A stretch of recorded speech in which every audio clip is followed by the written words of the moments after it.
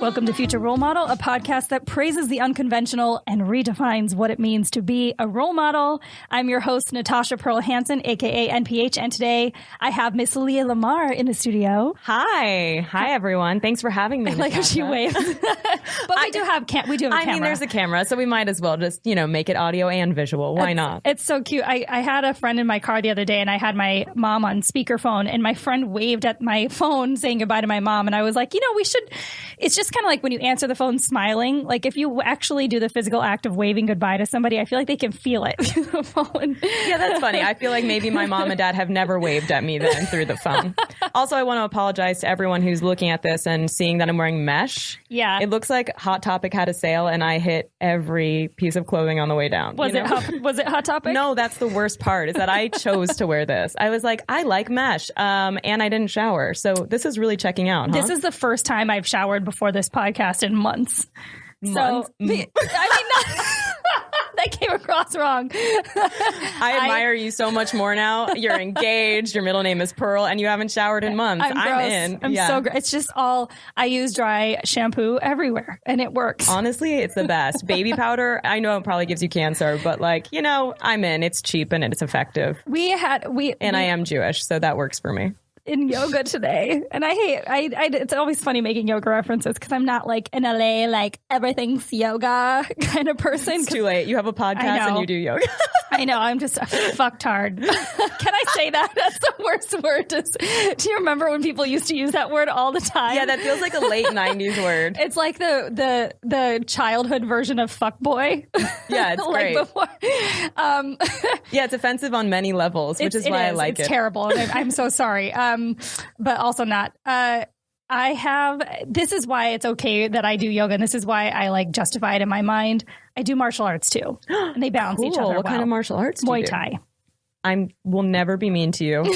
Please don't hurt me. I'm so fragile. I think I mentioned I was Jewish. My body is weak. Please don't hurt me. Is that a thing? Are you guys known for your thin bones? I think we're just, I think we're known to be physically weak. I can't eat. I have allergies to literally everything. Really? I mean, gluten and dairy are givens already, mostly because I live in LA, but also because I'm Jewish, and grass, pollen, so the outdoors, and then also dust mites, that's also the indoor. So it's like, where can I really thrive?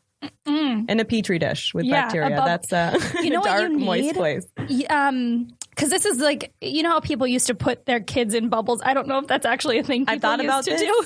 So many times. But I don't know if that was a real, I'm sure it has to be a real thing, but the cool version of being a bubble kid is that those things that people play sports in now. Have you seen those? Like the soccer. Oh, I've seen those. People that play soccer inside of those balls. Yes. Because then only your ankles are exposed, and the chances of you getting something ankle related is probably lower. In the Hasidic Jewish culture, exposing your ankles is a crap. Oh, yeah. I'm obviously not Hasidic, and I don't think I'm allowed to wear mesh and be in a bubble at the same time. I'm just too many cliches all at once. I think if you were in a bubble, you could wear the sexiest shit that you wanted to, because that's what else do you have? That seems like a really cool Instagram idea to be the first bubble bikini model. Oh my God. I'm on it, guys. That's mine. You heard it here first. Do it. I love it. So we were talking before the podcast because Leah and I have hung out kind of in our social settings, but we haven't done a one-on-one situation, which is cool because now we're going to do that here on the podcast for everybody to listen to. And this could go really poorly or really great, but I feel like it's going to go really great. Yeah, I think really great. I vote really great. So for people that don't know about you and your comedy and the things that you're up to, will you kind of give a little lowdown on your podcast and some of the other, the nominees show that you do? I love when people have done their research before they talk to me, because I've only done 2 things in my whole life, and that list is short. Yeah.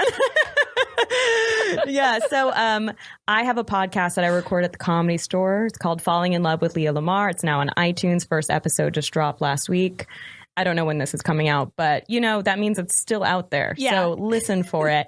I set up 2 single friends on a date. We do 36 questions that lead to love. I make them stare into each other's eyes for 4 minutes. Then I make them go on a date, come back and wrap up with me individually to let me know if it's a yes or a no. If they both say yes to the date, then they have to go on a date again and then come back to the studio and wrap up with me. Wow. So it's pretty wild. I don't want to give a spoiler alert. However, the first episode, they do click and they go on, they come back 6 weeks later to discuss how they've been dating each other. It's really intimate and vulnerable and hilarious and weird. And imagine your first date recorded. That's what it is. So how do you set these up? You know, I think it's a combination of where people are in their lives, attractiveness levels, interests, and deal breakers. So you actually rate your friends and you're like, these two are 7s. They'll be great for each other. It's because I know if it's important or not to the other person. Right. You know, some people are like, oh, looks aren't as important to me. And then I'll look at their dating history and I'll be like, that's not true. Mm-hmm. Yeah, like everyone you dated is a bikini model. So, you know, I really just, it depends. Like if there are people I know very well, it's easier for me to set them up with people. If it's someone I know periphery, I'll ask a bunch of questions because I really am trying to help people fall in love. And I mean, who knows what will happen? Maybe not with each other, but maybe just opening up to that opportunity. Yes. And a lot of people have become like best friends from my podcast. There are a lot of people who just ended up just thinking like, oh, this is a connection, but it's not romantic, and they wouldn't have met otherwise, which is pretty cool. Mm-hmm. I just think in LA, falling in love, finding someone you're compatible with is kind of a nightmare. It is. And dating apps are hard. It's like, why not meet someone in real life? I'm just like a real yenta. You know, I'm like an old Jewish woman that I've always wanted to be. Yeah. I'm already 90 in my heart and soul. Well, and I was set up with my fiance. Wow, by who? my mom's best friend, Lori, she was like in the room when I was born. That's kind of the situation with her. So she used to live in Wisconsin where my parents are from. Mm-hmm. And at one point they sold their house and moved over the border to Illinois. And she ended up in this town called Crystal Lake and going to this church. Sounds like a really good place to do math. Right? And I think they did. Groundhog's Day was also filmed there. And I think after that movie was filmed there, probably a lot of people went into meth depressions because what else do you do after a movie's done being filmed in like nobody's ever going to film there again. Right. Like after Bill Murray hits his peak, what do you do with your life? What do you do? Yeah. After Punxsutawney Phil sees set his shadow on TV or on the big screen. Yeah. So she moved to Crystal Lake and was going to church and saw this boy. This was probably when I was like 12 or 13. And she was trying to set us up then. And at that age, it's just gross, right? So I was like, Auntie, shut up. She was like, there's this really cute boy at my church and you got to meet him. So I think we probably met in passing at one point when we were like visiting each other's families. Whoa. But when I moved to Chicago when I was 21, my auntie set us up and she was like, you guys have to go on a date. And so we went on a blind date. 13 is like, I'm not a girl, not yet a woman. Yeah. And 21 is like, we can finally meet for a drink and make this less awkward. Yeah. And we did. We met for like a day drink, like at 2 p.m. We got like pretty hammered, played darts, and we both had excuses like of where to go. And then later that night we met back up because it did go well. You met back up later that night? Yeah, and then he stayed at my place. Okay. And that's why I always tell him, and I'm like, you can hook up on the first date and it can lead to something. So get that stigma out of your brain. I love that. Yeah. Yeah, that's Chrissy Teigen and John Legend. Why did I forget the most famous person's name ever? They hooked up on the first date. It's like a very well-known fact. Really? Yeah. And they're like one of the only Hollywood couples that has survived. Right? Far. I know. I feel like I just cursed them. Are they going to break up tomorrow now? If they do, it is my fault, just so everyone knows. I wonder how everybody in Hollywood isn't like the Will and Jada type where they're like poly. Which I don't know if they're openly poly, but I think we've all heard that rumor. Right. I think we have heard that rumor. And they seem really happy with it. Like, I don't know. They seem happy. We can't judge other people's lives. Yeah. But can't we? I don't know what happened. I judge, but I judge with facts, but also after I meet somebody. I judge from afar. Yeah. I'm just always, we all make snap judgments. Yeah. But yeah, so I have that podcast. I really just try to create things that I believe in and that are fun for me. Mm-hmm. If it doesn't I Marie Kondo'd my life. I'm like, if this isn't bringing me joy, I'm not doing it. So I've got my podcast and I've got my show nominees that you brought up. Mm-hmm. It's an acting and improv competition in which everyone comes in Oscars attire. We've got a celebrity panel of 3 judges, 6 actors. Like literally, we have an evening gown sponsor. People come in $1,000 gowns. There's a step and repeat. That is such a fun concept. It's very How did you come up with that and how long have you been doing it? I've been doing it for a year and a half. And I came up with it because I'm an actor first, comedian second. What I mean by that is I've been acting since I was a kid. And comedy came to me later in life when I finally got self-esteem.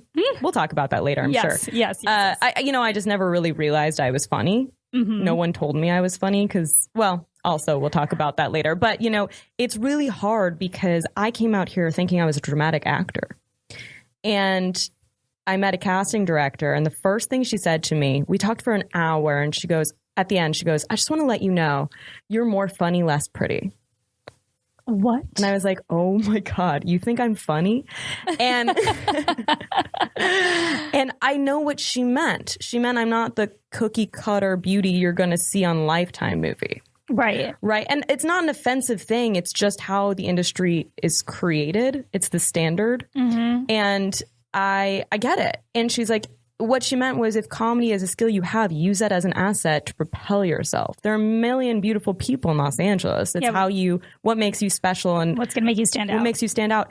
And so that's really when I started pushing heavy into comedy. Yeah. I've been doing improv for years, and I really tried I did all levels at USB, was working my way up Groundlings, and then I found stand up, and I was like, this feels so much better. Yeah. This is perfect for like a lone wolf sociopath who likes to take all the glory. You know what I mean? Exactly. And everyone else is kind of the same way. We're just like damaged, but in a way that still lets us function late at night. And I'm like, that's me. Yeah, it's that, and it's also just being willing to be raw with people. Like that's where it comes in for me. Is I'm like, I love being able to just tell people how it is. Right. Because, I look at a lot of my friends back home in the Midwest where I'm from, and like they can't do that. Right. But stand up has opened up. This was a really cool thing. One of my cousins from back home, she's like married with 3 kids and like never would post anything vulnerable on Facebook. But because all my material has been about like engagement and not wanting to get married recently, she opened up about her 11th year of marriage and how hard it's been, and like got really raw on Facebook. And I was like, see, this is why we do comedy. We give somebody else a platform to be able to say, it's okay that things are not fucking perfect. Right. Yeah. I mean, I think I've been using acting as a long time to do that, except for I gave myself the permission to do it only under the guise that I was another person. Yeah. Not being myself. And comedy allows you to just be yourself. Anyway, so the point of my story is that I feel like a lot of times people don't think dramatic. They just put you in a box. Everyone pigeonholes you. They don't think comedians can be good dramatic actors, and they don't think dramatic actors can be good comedians. And so for me, I was like, that doesn't feel I'm not saying I'm the most incredibly talented person you've ever met, but I would like to go out for CSI and Broad City. You know what I mean? Exactly. I have the training for both. And for me, I think that your career shouldn't just be one thing. And so I created a show that exemplifies that people can be comedians, be their best comedians, and that comedians can be their best actor. So half the show is comedy, half the show is drama, there's improv, and it really showcases talent that way. That's really cool. And one person wins best actor of the night. It's very fun. It's super crazy. It always sells out because I think people love competition shows. Yeah. And secretly are like hating it on other people. That's why I think people come to my show to hate. And no, it's a big joy in my life. And then the other thing I'm working on is my web series that this brings me the most joy of anything that I do. Which is? The Real Witches of West Hollywood. If you never want to talk to me again, I totally get it. It's like a parody of Real Housewives, except for witches. And I don't know anything about reality TV. My partner, Carly Tamarin, does. And so, I always defer to her about the genre because I'm always wrong. I don't get it. I don't care for it. I don't get it. But it's really fun to model. Like she'll send me videos to reference to be like, this is a hyperbolized situation of what reality television is. And I'm like, this is so entertaining. I see why it sucks people in. But anyway, we have very fun with our stupid characters. I play like a 562-year-old very wealthy witch, and I have a ridiculous voice, and we do magic. It's fun. It's so stupid, but really for me, it's not about what other people like anymore. It's about what I like. Yeah, because that shines through. Yeah, I mean, if there's no market for it, who cares? I'm having fun, and other people will see that when so many people have reached out to me being like, this is hilarious. Like, where did your brain come from? And I'm like, hell, that's where it came from. Hell. I like that you're a doer, because I'm like that, and I love connecting with other women, especially that are doing like a lot of, because I'm the same way. I'm like, you might as well just do like if you think of something that you think is going to be great and it makes you feel good, and it fits your brand or whatever, like the brand thing kind of fucks with me sometimes, but I hear you. Well, I had a brand consultation the other day with someone, and she was like, hot Jewish girl who thinks that they're better than everyone. No. No. I don't even know you well enough to say no, and that's absolutely not you. That's so fucked up. Wait, what do you think I am? And I used to train at Leslie Kahn, and so we used to go through the brand stuff and like, or your kind of like pitch sentence. And I get that, like how you want to market yourself, but I'm at a level now where I'm like, I feel like everybody understands my brand, and I'm making it more and more clear as I go. But how do you narrow a human being down into one sentence? Because that's just stupid. I don't know. And like, did you watch any of the Fire Festival documentaries? I haven't, because I feel like my IQ would drop 10 points. Yeah, I had to go halfway. And I don't have enough to spare, The Hulu one, they were like showing these influencers that were coming, and they had this segment where they interviewed them, and they were like, tell us about your brand. And every single person was like, I would say fun and positive. I'm like, nobody really knows what they're talking about. Fun, and my brand is like, it's positivity. And it's like, nobody really knows what that word means. Wow, my brand is like masked self-loathing, I think. I would go the opposite direction, but that's probably why I didn't get invited to Fire Festival. Yeah, no, and it's okay that you didn't, because obviously we know what happened with that. Dumpster Fire Festival. Yes. So where did you grow up? I grew up in New York. I didn't know you were an East Coaster. I am an East Coaster. Which part of New York? So I was born in Queens. And so you're real New York. Yeah. Well, kind of. And then I grew up just outside in Great Neck. Okay. Which is a Jew bubble, for those of you who don't know. And then it was Jew heaven. I think there were more Jews per temple in my hometown than there are in Jerusalem. And by I think, I mean I know. That's a fact. What? Yes. There's a temple in every block. Yes. I don't even know how to respond to and it, it's because I've never half Caucasian Jews, half Persian Jews. So I grew up in almost... I would say it's like a multicultural sort of environment in that respect, but just 95% Jews. Damn. Mm-hmm. So I never saw an uncircumcised penis until I was 18, baby. Sorry, Mom. I bet that was weird, because like I've talked about this before, but the first penis I ever saw had one nutsack attached to it. And so like, wait, pardon? So like, and attached to it, meaning there were two others and there were three balls and it was a circus? No. I don't really know how to explain it, because it's been so long, but like, it's weird when you have one idea of what a penis looks like, and then when you see other ones, you're like, oh, these come in varieties. That's what I imagine how men feel when they see vaginas. Yeah, they're like, oh wow, this one is so different from the other one. This one's very sandwichy. This one's very yikes. I don't know. I think all of this. I remember being a kid and people being like, what did it look like? Like, it's just those details I find offensive now. It's like, that's none of your business. Yeah. And it was 6 inches. So. Great. And it was great. Yeah. That's all you need. I mean, yeah, I think all of that stuff is pretty childish, but I subscribe. Yeah. I've never cared. I mean, it's just, it's a fun thing to go through life and be like, yeah, I could like draw a bunch of different types of dicks. It's kind of fascinating. I've learned some things. Yeah. You learn as you go, really. So growing up with a bunch of Jews, when did you leave that town, and when did you start experiencing other cultures? So I left that town. I mean, the other thing is that, I always grew up going into New York City. And I mean, but it was a very different New York than it is now. I mean, I remember going there when St. Mark's people were doing heroin on the streets, basically. Like, it was scary to be in the Lower East Side. And then I ended up living there for 4 years above Schiller's. And it was like, a magical fairy tale.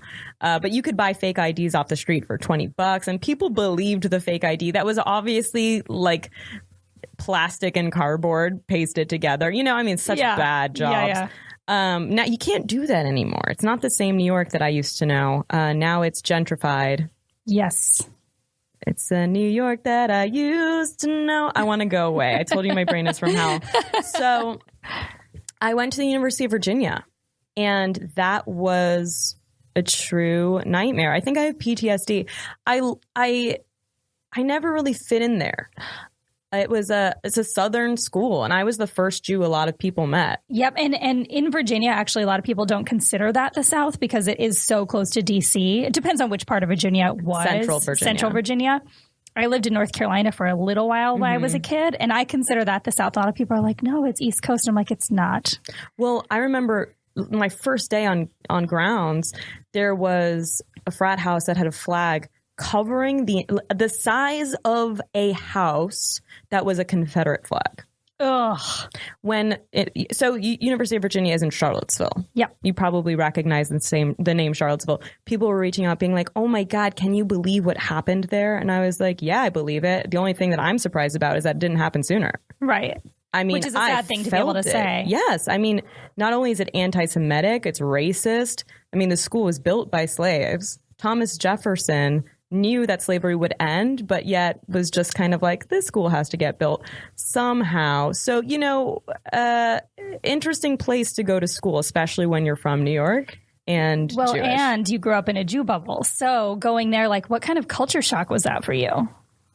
It was weird. I mean, my first week at school, I really tried to fit in. If you see my first year photo, it's actually on my debit card, and I'd rather die than show it to you, but I will.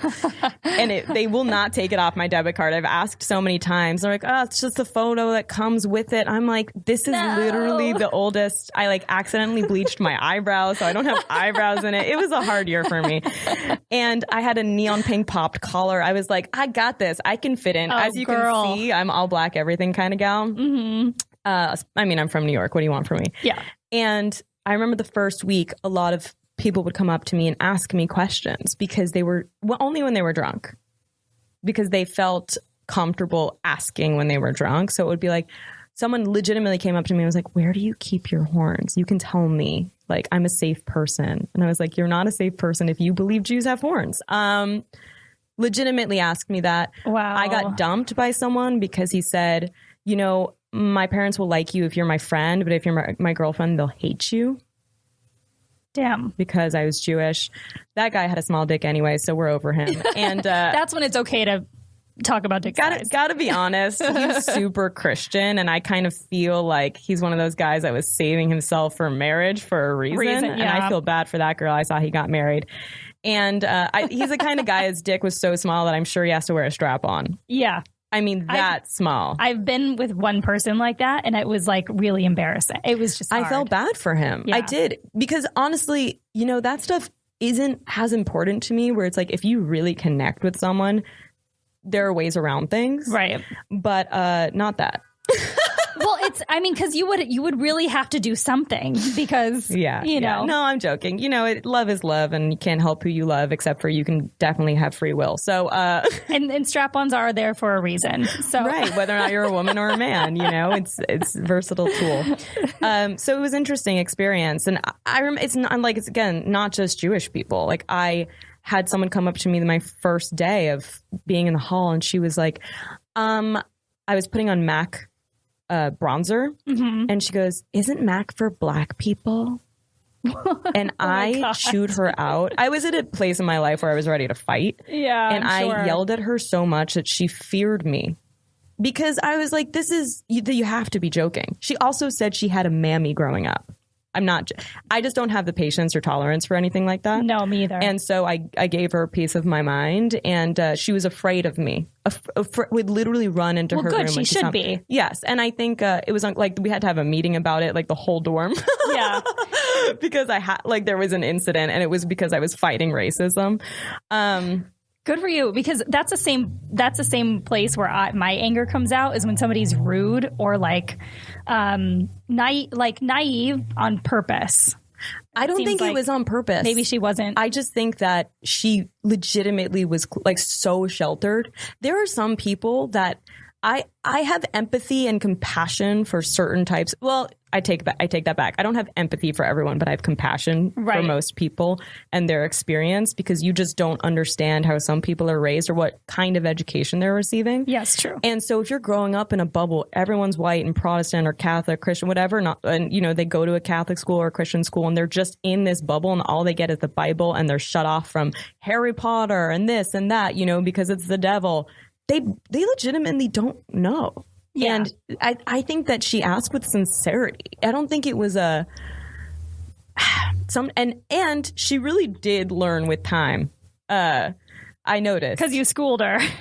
Someone had to be the first person, and I was that for a lot of people at my school. I mean, there was people knew who I was in the sense that, I would walk down the street. There was this one night I was walking down like outside near the fraternities, and this was at like 10 p.m. and this guy goes, "Hey, are you Leah?" And I was like, "Yeah." And he was like, "Are you that Jew from New York?" And I was like, "All right, gonna walk the other way." It just, it was so inappropriate that he goes, "At least you're not a big fat ugly Jew." As if to make me feel better. Like, at least you're not a at least you're not a caricature of a Jewish person. And I was like, honestly, that would be better. I think I'd book more jobs, but I'd be more respected in the comedy community. That was interesting. Even I had a roommate who believed in the rapture. Mm-hmm. It was, in a way, it is offensive because she saw me as a second-class citizen without realizing it. Right. But she was literally like, "I'm so happy you're Jewish because when Christ comes again at the second coming, I'm raptured up to heaven. After 7 years of being with all the plagues on earth, if you survive, you get a second chance at accepting Jesus's light into your heart and being raptured with me in heaven." And I was like, that is delusional. Yeah. But she truly believed it. So I have compassion for the fact that that's how she was raised. Right. And it's because I think that a lot of people might think that the way I was raised could be conflicting for their beliefs, the way you were raised is definitely different than like, South Side of Chicago where my mom was raised. Like any pocket of like any space you grow up in is obviously going to shape and mold you. Right. I grew up in Wisconsin where we didn't have a lot of culture either. Yeah. Handful of Jewish people, handful of Black people, like a couple Asian foreign exchange students. That was all I got. But thankfully, my mom grew up on the South Side of Chicago and like made me go there so often that I just knew what shit was, but that's the thing is we all need something that balances us out. The fact that you left where you were from and you went to this school, not ideal situation that people were so naive or like racist towards you, but it definitely pulled you out of where you were from. I mean, the thing that saved me at that school, I would say I wasted 3 years. And then my 4th year, I found film. And, I did theater there and it was great. And I love theater. The musical theater is my background. I thought I was going to be Britney Spears. That didn't turn out exactly as planned. I thought I was going to be J-Lo. So hilarious. You are to me, though. Maybe we could start a band. Yeah. And I transitioned into film and it changed my whole life and my whole perspective. And that's when I really found my community is a very small community of people. Mm-hmm. And there's one person running the department there because the arts weren't flourishing there, or I don't think admired or encouraged at that school. It's not what they're known for. Yeah. But it certainly provided a warm environment for me, for people that I related to. And that's when I started to I felt nourished there. And that's when people really started to be like, "Hey, you're funny," and it like never really occurred to me, but I started to find my voice through allowing myself finally to do art because I'd been doing science my whole life. Right. I for sure thought I was going to be a doctor. I did too. Did you do that because you felt like you had to because you were a good student? I was so good at science and math as a child. When I was in high school, I was going to Tufts University studying breast cancer research, applying to Intel and Siemens Westinghouse with my research on BPA, bisphenol A. I mean, it was just I was pushed into it because I was a woman who was good at it and they wanted more women in the field. But the thing that I loved most about science when I think about it was the creativity.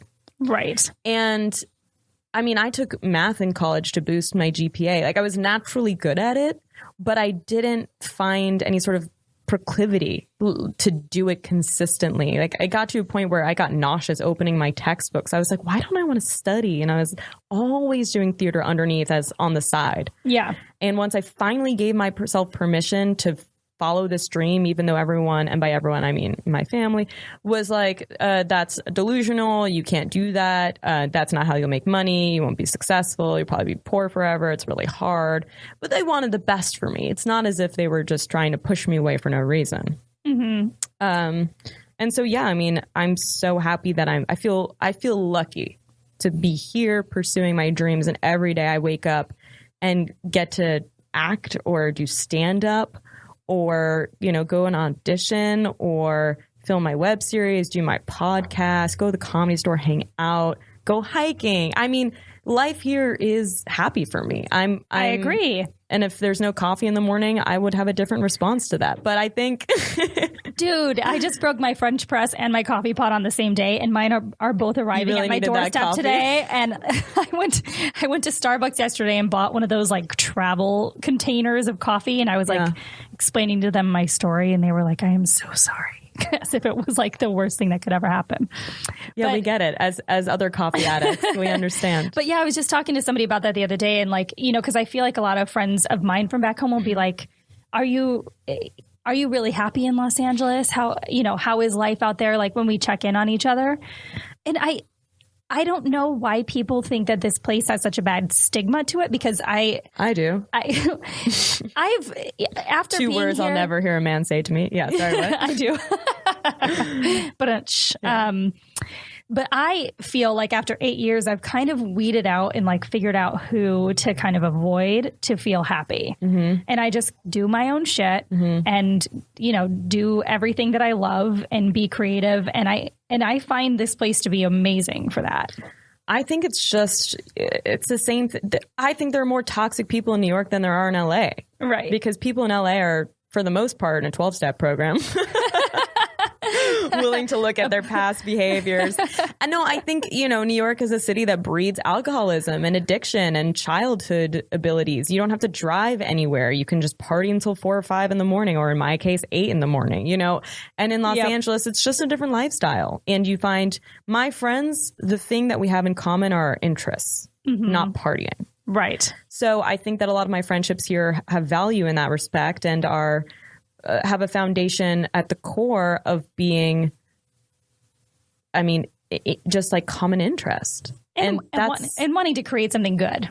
Creating, yeah. Which takes time. You know, I definitely created plenty of bad things back in the day, but now I'm at this place where I feel still like create bad things. We all should. Every day. We all should. No one should watch my Instagram story. It's like my mind on drugs. I like minds on drugs, though. I mean, not real ones. Well, yeah, I do sometimes, but some people are like, "Are you on crack? Like, what's happening here?" I'm like, I felt safe sharing today, so yeah, I do that too. I really hide nothing, and sometimes that can be dangerous. I am a weird open book. I got to be more careful. Yeah, but I just don't have that filter. It's interesting because I think I've become less relatable in. I used to book 1 million commercials when I first got here, and now just the essence that I have is not. I'm not relatable to anyone in the Midwest. It's I think I have like a harsher, just because I'm going to tell the truth. Like, I don't think a brand is like, she should be the face of our product. They're like, yikes, this girl should be the face of a zoo. You'd be surprised how many brands are pretty open to interesting ideas and weirdness. Yes. Well, creating, writing, and directing a commercial is very different than being in one. Yeah. But I think they oftentimes want people who are very neutral. Mm-hmm. Just very easy, like maybe a little vanilla, just like appetizing for whatever ethnicity they are. Yeah. And I also love how like a brunette, a blonde, and a ginger are all considered different ethnicities. Yes. Oh my God. And I love when you hear like, oh, we took the redhead over you. You're like, I mean, Caucasian brunette. Yeah, I'd rather you say you took a different ethnicity over me, not just a hair color. I mean, that's why I left New York. I have a friend who just moved there, and she literally takes photos of someone every day and texts them to me. And she's like, "Look, I saw a girl that looks like you." I'm like, "Yes, every person in New York is a Jewish woman. Like they all look like each other." That's why I left. Like there's too much competition here, and they're more eligible than me. Yeah, these people have jobs and a 401k. I'm an actor. So after school, did you move back to New York, or what was your situation then? I did briefly, and then I came out here. And I think... And how long have you been here now? I've been here for 3.5 years. Okay. Which is pretty much as long as I've been doing comedy. Yeah. I did improv. I started in New York, UCB 101, 201. And then I did 301, 401 here. Very different experience.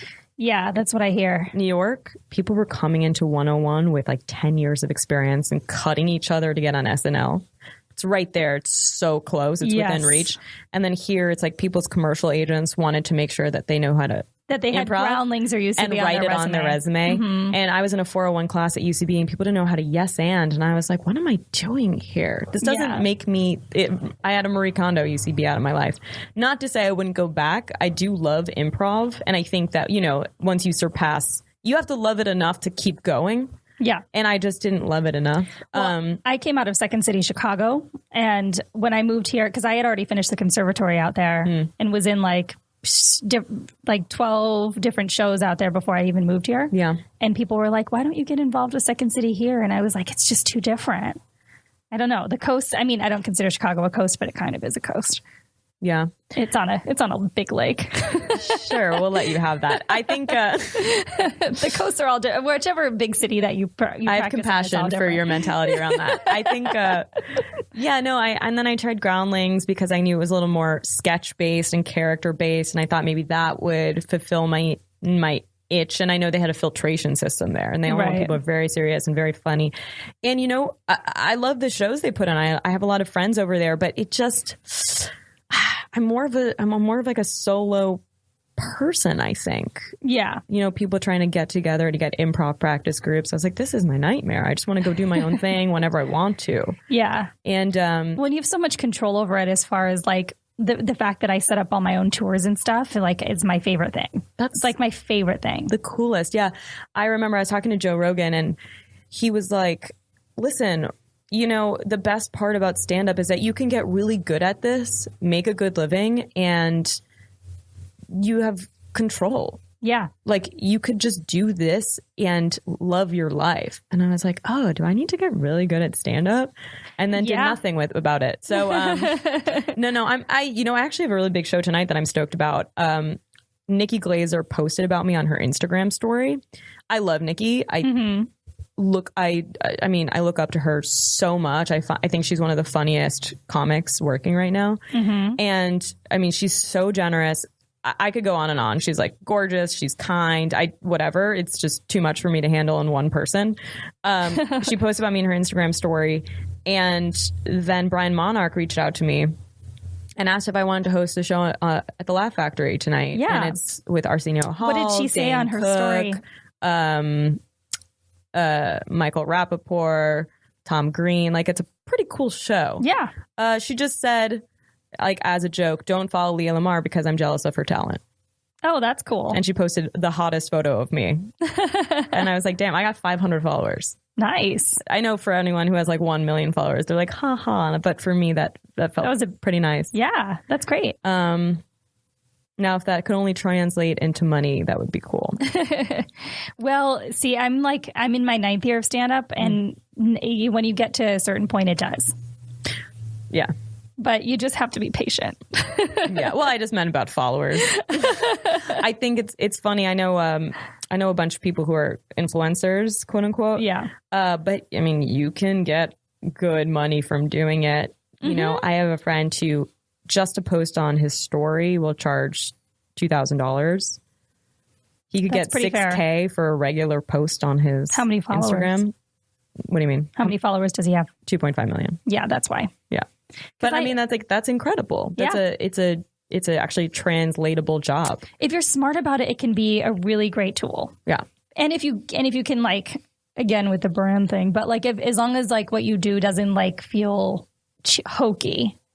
Right. You know, because there's some people that I follow that I'm like, oh, I can't stand all these brands. My favorite thing is muting people. Yeah. I'm like, look, I love you. I'm not going to unfollow you, but I can never look at anything you've ever done again. Yep, that's fair. Yeah, if you come up on my feed, I'm going to roll my eyes and I won't be able to look you in the eye when I see you in person. So this is for awesome. the best for both of us. Goodbye for now. Not forever. Amazing. Yeah. So what has been a highlight of you being out in Los Angeles so far? Got a lot of lowlights. How about...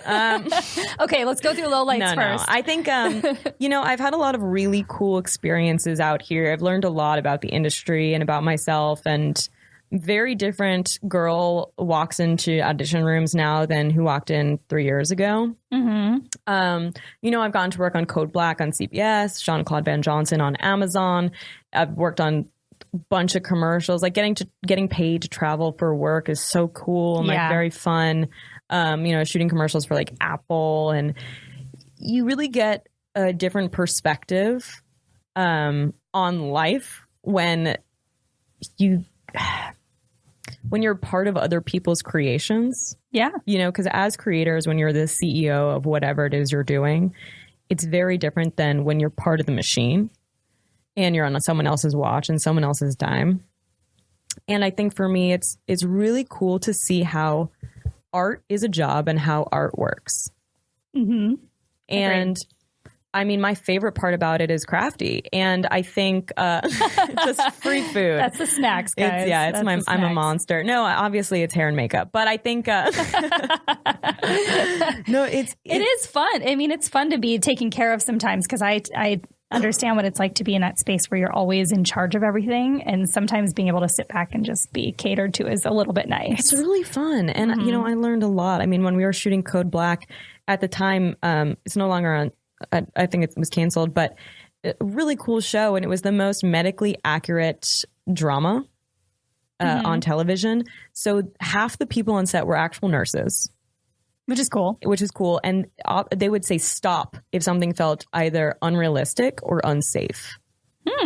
And I would never call it a stunt, but it was difficult. And when you're an actor, you don't prep for things like this necessarily, but I had to push a real person on a gurney in real time, super fast, in a ENT's outfit with other people pushing gurneys around me while pumping blood out of a machine at just the right amount of pressure so that it came out of his head the right way and it wasn't too much or too little. And saying my lines and being like my face being 1 inch from a camera. And honestly, it was very difficult. Yeah. When you're in acting class, no one's giving you these hurdles, and that's after sitting around for 8 hours waiting to do work. You're exhausted. Then all of a sudden you're called to snap into it. And it's really intense, And I remember they had to do several takes because the machine was so pressurized that either it would just be like a huge squirt, or it wouldn't be enough because I would get scared. And it's a lot of pressure, And I think I'm at a point in my life where I feel very comfortable in front of the camera and very confident in my acting abilities, where this isn't a big hurdle for me anymore. But it's really cool to be able to just get a peek into what other people's lives could be like. Yeah. Too. I mean, I think also one of the greatest joys about being here is that I've just been able to open up and be myself here. I've really been able to create some work that I'm proud of. I've gone in to be a part of a lot of other people's work. I've met a lot of my heroes, which is just, I mean, people I've admired since I was a kid. That's a really cool thing.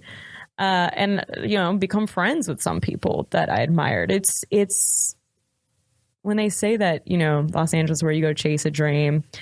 I mean, I think this dream is chasing me, 'cause I'm running so fast toward it. I know it's a really cool city. I feel very lucky to be here. I feel very fortunate to be able to wake up and really do what I want every day. Yeah. And I think that's just the dream. I mean, we're already kind of living.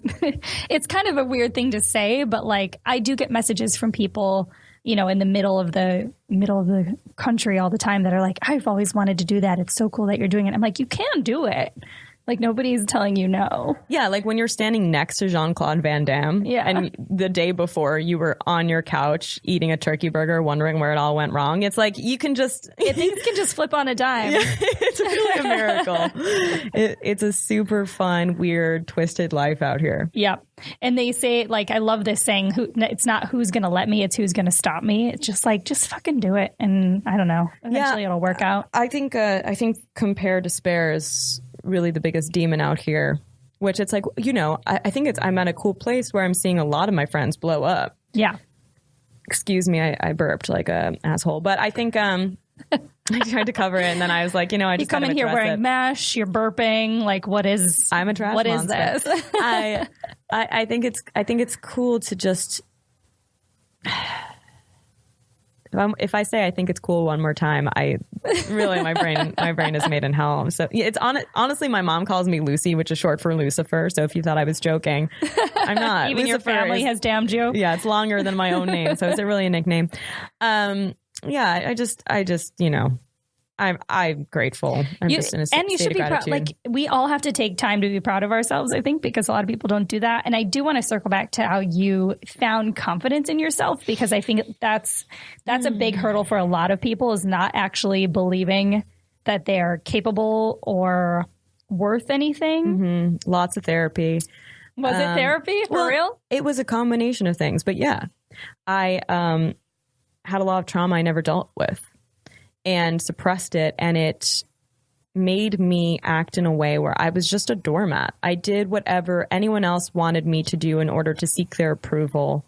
I never followed my dreams truly because I wanted to make sure that I was doing things the right way, or the way that, you know, my family wanted me to do it. You had the martyr mentality. Something like that. Yeah. Because, yeah, I mean, I don't think I was saving anyone, but I... Well, it's that whole feeling that you have to do things for other people. Like, I had to teach myself to get out of that mentality, because I used to try to help people way before I was helping myself. Mm-hmm. And you've got to, like, take care of you first in order to be able to help people. Right. You have to put on your own oxygen mask first. Yes. They tell you to get on the plane, and I never listen. I have that one written on my ceiling, on my wall in my kitchen. I write a bunch of quotes on my... Yeah. I mean, I think I was so busy helping other people build their dreams that I was not building my own. Yeah. And when I say I would do anything for a friend, I would really go out of my way a lot for people to make them feel special, even though no one was making me feel special. You know, I really lost myself in that. And I think that I didn't really know who I was or what I wanted. All I knew is that I was deeply unhappy, super miserable, extremely unsatisfied with my life. And there are a lot of reasons for that. Yeah. Which I've identified, obviously through therapy and outside resources. And I've created a big life for myself now. And I'm very proud of that. I think it's very challenging to face your demons. And I used to do something that I call awfulizing. I would think the worst possible scenario would happen all the time. Like if I was going to get on the plane, it was going to go down, which is extremely egotistical. Yeah. Like, why do I think I'm so special? I don't think I'm that special. I think I'm just a person on planet Earth, you know? And now I see that. And now it's just my mantra is more just, you know, it's like treat other people with respect and kindness, and never manipulate someone into getting what you want, and never triangulate a situation. Don't gossip, work hard, be kind. And for me, that I think that I'd rather build my career off of merit and people hearing about my character, the nature of who I am, than, you know, hooking up with someone or gossiping about someone so that they don't get something over me, or I just feel like that's no longer me. And if I am in a conversation in which people are engaging in that sort of behavior, I have to leave. I do the same thing.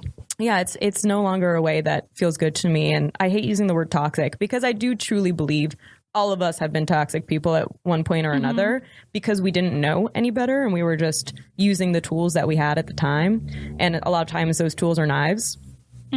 And now I've got a spoon. It's pretty cool. Just slapping people. Just shoveling my own grave. And but I've always operated in the same way where I'm just really drawn to people. And that's why I don't feel like I view comedy as a negative thing, because I surround myself with people like you that have that mentality. Thank you so much. You know, but it's true. I mean, you are a reflection of who you surround yourself with. And I've always cared more about people liking working with me, liking being around me, and thinking I'm a good person over anything else. Yeah. I always put the humanity of it all first.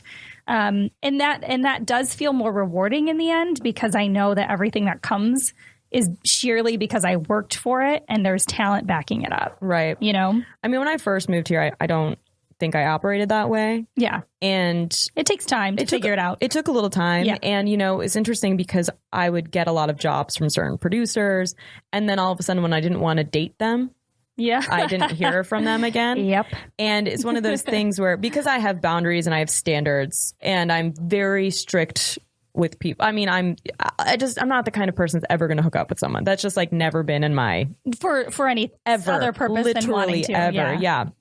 I'm one of those people who's like, unless we're in a relationship, and even then I'll consider trauma. Okay. And it's so hard too, because then when you stop hearing from people who had given you work for the wrong reasons instead of the right reasons, it makes you wonder if you're good at your job. Right. And I know I'm good at my job now. Yeah. And I'm confident in because I worked so much on myself and my talent and my abilities and my skill sets. And there's never a day that has passed since I've been here that I haven't done something to work on my career or my self-esteem, my self-worth. You know, I always make gratitude lists. I meditate. I try to exercise every day. I try to go to Mike every day. There are a lot of things I do for self-care. And I think with all of those things combined, now, if I get a job, I know it's because I was meant to have that job. If I don't get a job, it's just not personal. You know, I used to cry. I auditioned for Maisel. Obviously, a Jewish female from New York who does stand-up. Of course, they chose someone who wasn't Jewish and who's never done stand-up. Not knocking her. She's very good in the role. She's incredible. However... You auditioned for her actual role. Yes, for Maisel. And I cried for so long after my audition. And now... Why? Did you know after the audition? Amy Sherman Palladino was in the room. And I panicked because they gave me 21 pages at like 6 p.m. and my audition was at 10 a.m. And the first scene was a 10-page monologue. And the second scene was a heavy dramatic scene with crying. Oh my God. And I did it. I pushed the pedal to the metal. I memorized everything. I go in there and they go, just choose one scene. That's when actors feel like trash, like our time is not important. It's like, you could have just said, only do one scene ahead of time, so I didn't have to spend extra time preparing both. You know what I mean? It's so much mental energy, physical energy, emotional energy. Yeah, it is. Finances, you know, because you pay for coachings, for auditions that big and things like that. And I kind of paused in the room and had a little panic attack. I was like, which one will showcase me better? And I came in with I need this so bad. I want this so bad. I chose the monologue. And I wish I'd gone for the scene. And, you know, I did good work, but obviously I didn't book it. And times like that, when you come in, they only say choose one scene. It's often because they've got an offer out. Right. And so I knew I wasn't going to get it anyway. And I'd put all this time and energy into it. And it felt like... You just got mind fucked. Yeah, I was like, this is my role. But now when I have experiences like this, I just let it roll off my back. I could just throw out my sides after the audition and I just go for a hike or enjoy my life. It's like, it's just part of the job. It's not personal. Yeah. And... you know, auditions are like dates. It's like, all right, well, that guy and I didn't match. Like, it's cool. I'm moving on to the next one. And that's really how you have to look at it. You just have to do it and then let it roll off of you. Yeah. Just like with anything in this town, you honestly just have to like put it out there. The key is always to win over the room and not necessarily always book the role. And I know people say that, but a couple of my good friends are really big casting directors. And I've sat and had glasses of wine with them while they were actually looking through tape. And it literally, it's so impersonal, guys. Like, I don't know. I mean, sometimes it's just the look they're going for. They're like, you're so good, but we actually wanted voice, a blonde, or like you were too perfect looking, or you weren't perfect looking, and not like the person was too tall for the person that was cast as the other actor. There's so many factors. Yeah. And so, you just have to trust that whatever is in store for you is going to find you at some point, or you're going to find it. Yeah. I just have faith. I don't stress about anything anymore. You know, they say, if you worry, why pray? And if you pray, why worry? I like that. And for me, I do pray every single night. Not because I'm religious, but because I'm spiritual, and I truly believe in a power higher than myself. And for me, that's just, it really just, what I'm saying is like, nothing is more important or can consume me, because it's just, it doesn't mean anything. Like the casting, no one is bigger than me or more important than me. My ego isn't bigger than me and isn't more important than me. Like this audition, this boyfriend, this date, like this, like none of it is more important. None of it deserves my energy or time. Like the person I need to be focusing on and working on and making better is me. Yep.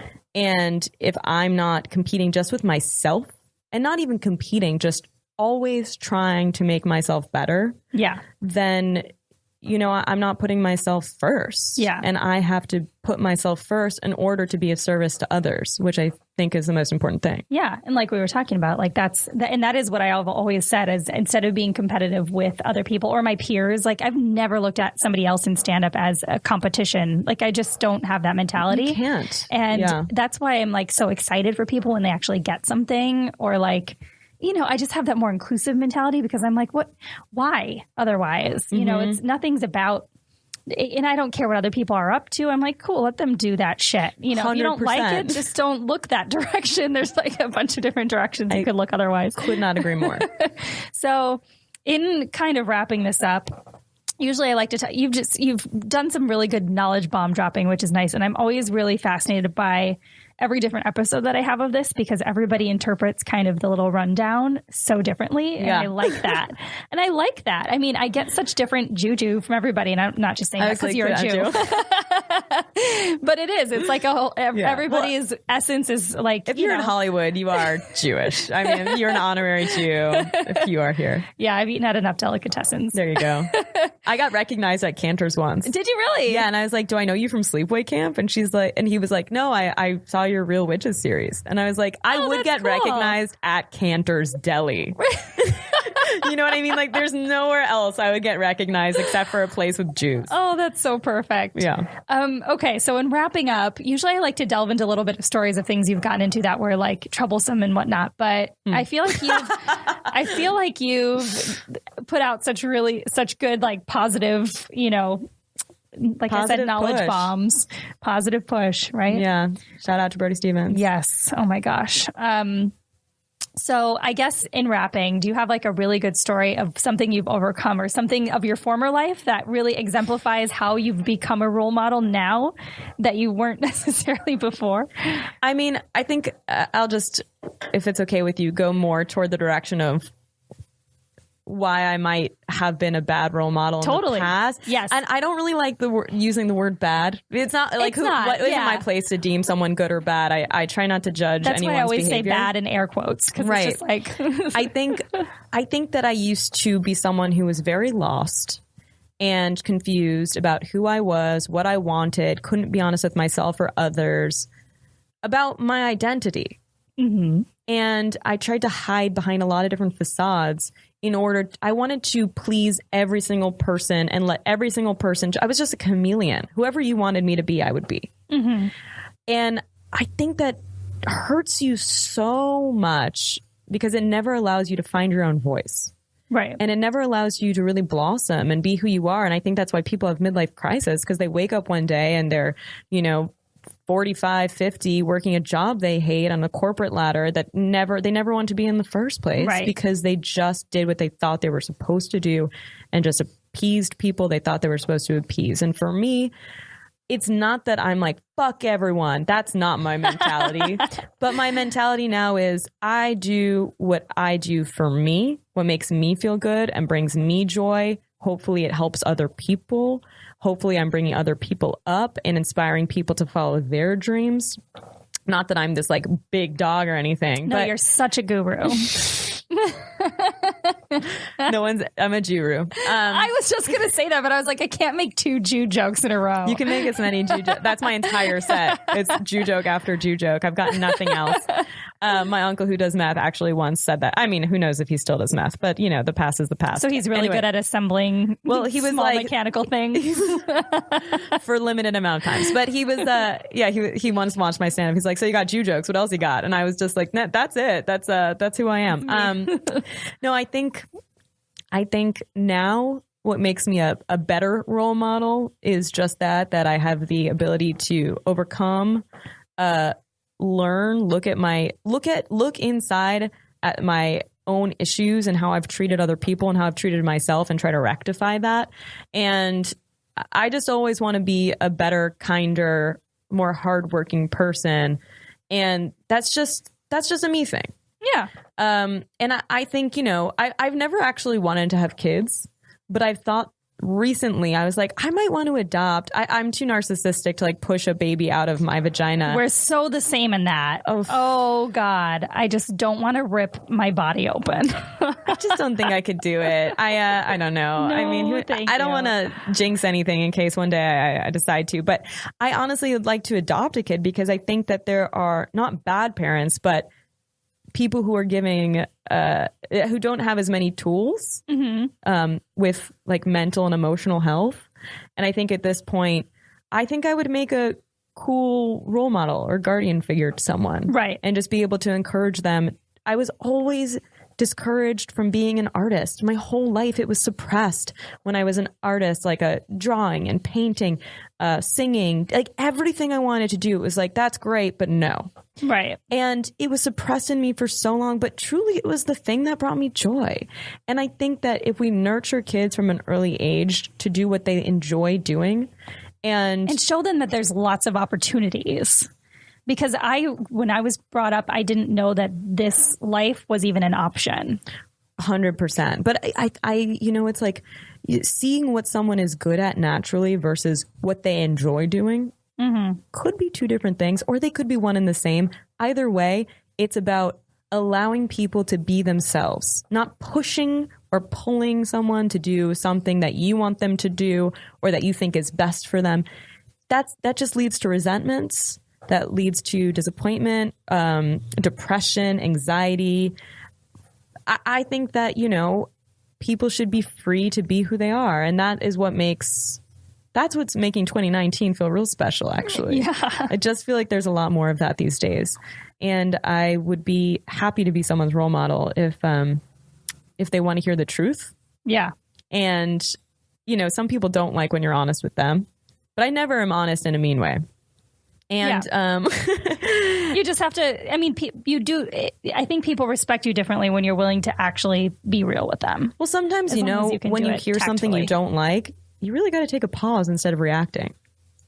Yeah. That's, for me, one of the biggest things I've learned is just to be less of a reactive person.